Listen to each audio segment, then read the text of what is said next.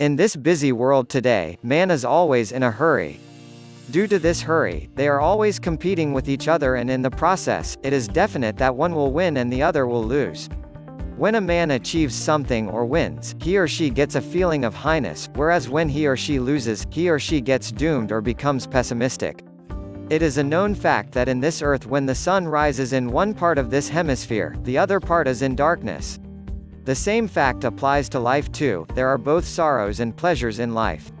Thus, life is like a boat sailing on the sea that always does not flow smoothly. A child is thumped to weep because only then its lungs begin to function. In fact, tears are as necessary for a person as oxygen itself. In excessive happiness, tears trickle down his cheeks because sufferings are their symbols. Tears maintain a healthy balance in life. If a person does not realize the pain or suffering of life, then he cannot understand the joy of life. To him, the sense of proportion gets lost. Therefore, often out of pleasures rises pain to strike a balance. Every person must accept the pains of life, to understand the real meaning of joy. Otherwise, you cannot feel the joy. As autumn must come in the course of a year, similarly sorrows invariably follow every human being. If a person suffers pain, then the tears that flow out of his or her eyes softens the taut and tense strings of his heart and mind. In fact, the mist over the mind disappears in the form of tears and calmness dawns there. Some people have the notion that life is only about sufferings. These types of people forget the happiness they enjoyed during the past times.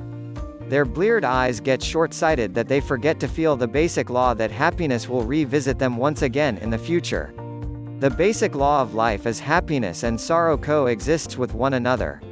Without one, the other is useless. Thorns of life serve as a fence to protect the flowers of delight and sunlight.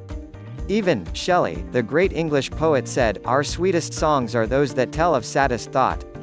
In fact, comedy and tragedy make the warp and woof of life. All the patterns of experience are woven with these contrasting threads. Smiles and sighs are spice to life which otherwise becomes dull and monotonous. Even in scriptures, it is written to take joys and sufferings placidly without any hesitation. He is exhorted not to be overly happy when success visits him and not to fear when pains and misery affects him. The greatest of men on earth, all have suffered both the pleasures and pains. This is life, and you have to derive pleasure from life in this way. Thank you for watching. Do subscribe if you liked this video.